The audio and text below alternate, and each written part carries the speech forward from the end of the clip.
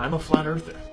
Usually the term flat earther is associated with someone who isn't scientifically literate or a particularly critical thinker.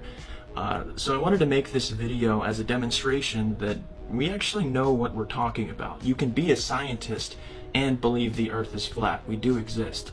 And I bet there's more of us out there than you might realize. I'd actually argue that most physicists are flat earthers in hiding.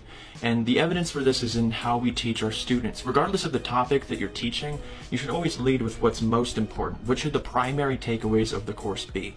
And that's exactly what we do for our first year physics students. We introduce them to motion in a flat, two-dimensional plane. When they're solving projectile motion problems, there's no reference to the curvature of the earth because it's obviously not needed. Okay, but with education, you shouldn't just be force-feeding your students answers all the time. No one learns that way.